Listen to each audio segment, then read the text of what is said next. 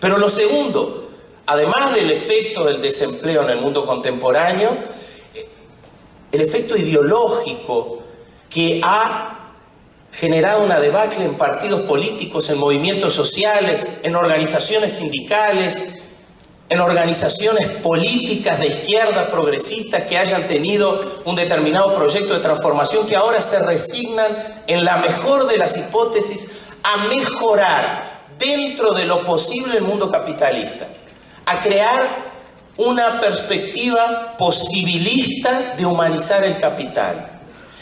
Y en esto estamos hoy perdiendo nuestro proyecto de transformación social en aras de proyectos de empoderamiento, de economía solidaria, de autoayuda, de solidaridad en la sociedad civil, de aquello que es posible dentro del capitalismo, pero posible como horizonte, renunciando al horizonte de la transformación social. A muy grandes rasgos, este es el proyecto, el contexto contemporáneo. Contexto contemporáneo que se enfrenta a partir de una racionalidad, de un proyecto hegemónico en nuestros países y en los países centrales, que es el proyecto o la ofensiva neoliberal, que tiene tres pilares fundamentales y apenas los voy a mencionar. Uno, el combate al trabajo. Es decir, el proyecto neoliberal, en primer lugar, busca destruir, en primer lugar, todos los derechos conquistados o buena parte de los derechos conquistados por los trabajadores y sectores subalternos. Eliminarlo, porque esto tiene costo. ¿Acá se dice aguinaldo? Sí. El aguinaldo es que, vengo de Colombia, en Colombia se dice la prima. Entonces, cuando yo decía renunciar a la prima, la gente no entendía bien a qué me estaba refiriendo. El aguinaldo tiene un costo, y no solo un costo económico, sino que también tiene una funcionalidad. Los trabajadores con el aguinaldo consumimos o pagamos deudas. Y esto es funcional para un proyecto de expansión industrial, en un contexto no de crisis capitalista, sino de desarrollo, de avance capitalista. Pero en un contexto de crisis y de fuerte financiarización del capital, el aguinaldo pierde su funcionalidad en cuanto a derecho, pero también en cuanto a funcionalidad económica para el capital. Todo esto tiene un costo, hay que retirarlo. Entonces, la ofensiva contra el trabajo, en primer lugar, remite a retirar derechos laborales, pero en segundo lugar, a quebrar la capacidad de la clase trabajadora a cualquier posibilidad de resistencia de la ofensiva neoliberal. Es decir, si tenemos un proyecto antipopular, por decirlo así, ¿cuál es la mejor estrategia? Primero, quebrar la capacidad política de aquellos que puedan resistir a ese proyecto antipopular. Y para eso quebramos la capacidad de resistencia de la clase trabajadora. Ideológicamente, pero también políticamente. En segundo lugar, el segundo pilar del neoliberalismo es la reestructuración productiva.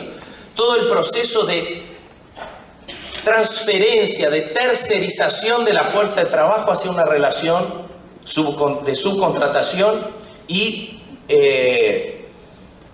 con pérdida de derechos laborales. Y en tercer lugar, la llamada reforma o contrarreforma del Estado, con todo el vaciamiento fundamentalmente de la acción social del Estado. Quiero mencionar, y rápidamente,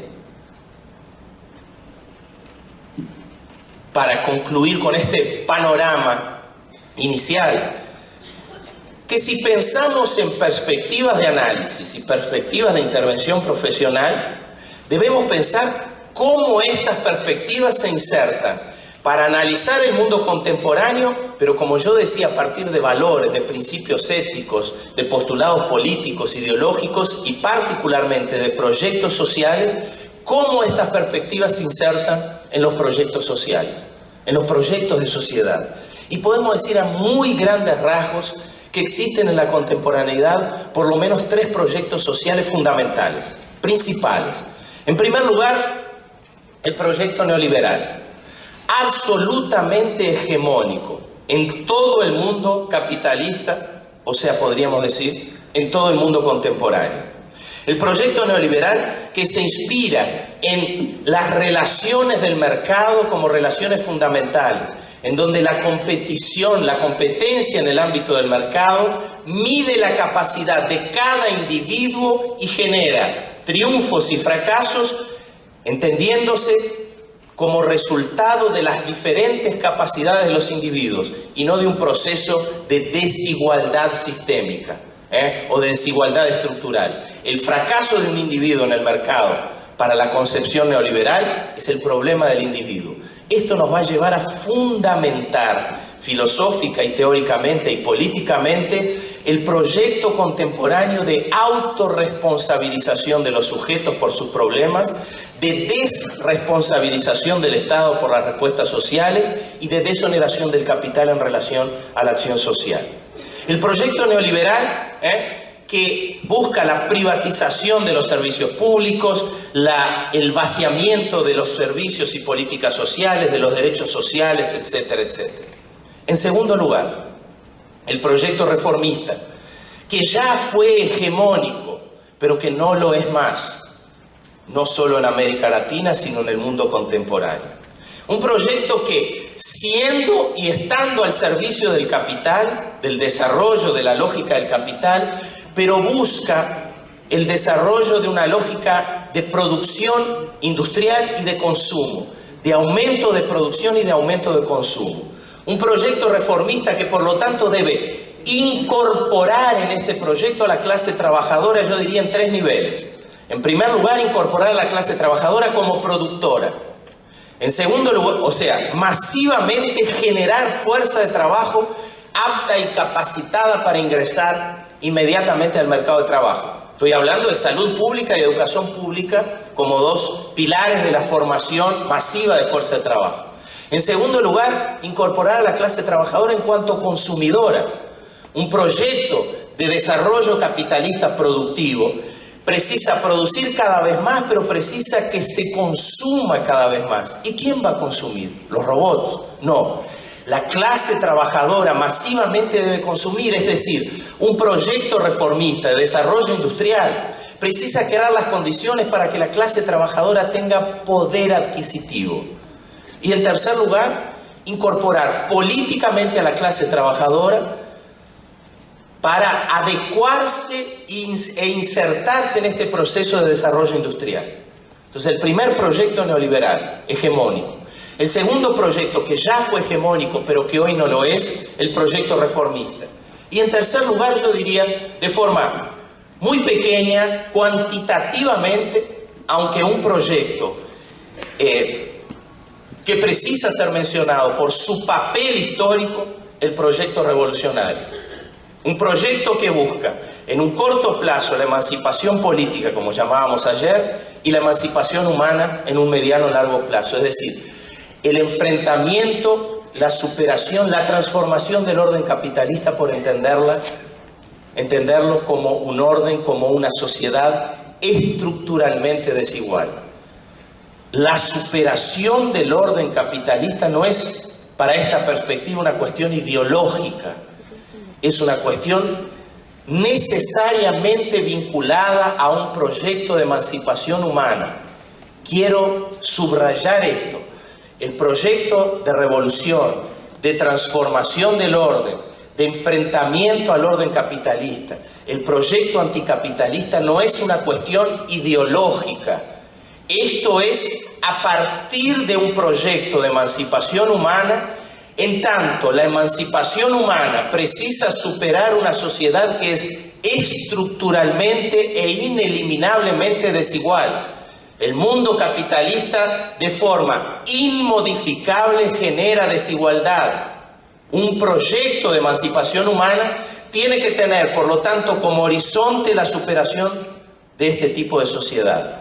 Reitero, no es una cuestión ideológica, somos anticapitalistas porque nuestra ideología, no. Esto es la consecuencia, el anticapitalismo, el proyecto, la necesidad de la transformación social. Es una necesidad imperiosa vinculada a un proyecto de emancipación humana. Este es un pilar fundamental de mi intervención en este segundo momento que quiero proponer. Si voy a hablar de la perspectiva o de la tendencia histórico-crítica en el trabajo social, en primer lugar debo hacer mención a qué es la crítica. En segundo lugar debo hacer mención a tres pilares fundamentales de esta perspectiva. Y en tercer lugar, a un elemento central de esta perspectiva que es el que yo mencionaba ahora, pero que voy a retomar. La perspectiva de transformación social.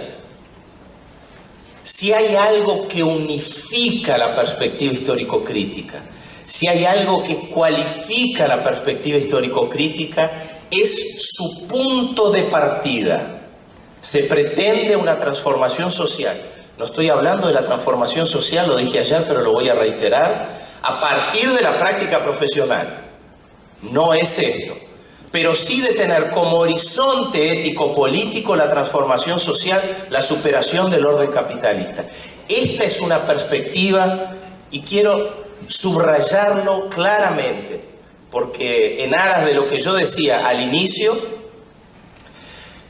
es importante el debate. Y lo que estoy diciendo son cosas absolutamente polémicas, pero cosas que podemos polemizar en la medida que explicitemos nuestros puntos de partida. En la medida que explicitemos nuestras perspectivas éticas y políticas, en la medida que explicitemos nuestros proyectos sociales. Si hay algo que cualifica a la perspectiva histórico-crítica, obvio, no solo en el trabajo social, pero también en él, es el partir de la necesidad de la transformación social. Es decir, miramos la realidad e intervenimos en la realidad teniendo como proyecto allá en el horizonte histórico la transformación del orden capitalista. Este es el punto de partida central que tenemos que preguntar si las otras perspectivas o cuáles otras perspectivas se plantean el mismo proyecto o qué tipo de proyecto social se plantean otras perspectivas teóricas, teórico-metodológicas, profesionales, etc. Es decir, la manutención del orden con algunos cambios, la manutención de las relaciones capitalistas con algunas mejoras, el no cuestionamiento de los fundamentos que generan desigualdad en nuestra sociedad, cuáles son los principios y los valores éticos y políticos y cuál es el proyecto social que cada una de las perspectivas que nosotros discutimos se plantean. Precisamos, colegas, compañeros, poner en la mesa estas cuestiones para poder debatir, para poder tomar partido en el sentido de tener opinión, de posicionarnos, de cuestionar, de comprender cada una de las perspectivas que se plantean en nuestra profesión, a qué valores responde, a qué proyecto social responde. Los valores de la perspectiva histórico-crítica y el proyecto de la perspectiva histórico-crítica, quiero explicitarlo de nuevo. Son los valores del trabajo, los valores de la igualdad, los valores de la libertad como fundamento, ¿no?, de la libertad formal, los valores de la eliminación de la desigualdad estructural y, por lo tanto, un proyecto social que tenga como horizonte la transformación de la sociedad capitalista.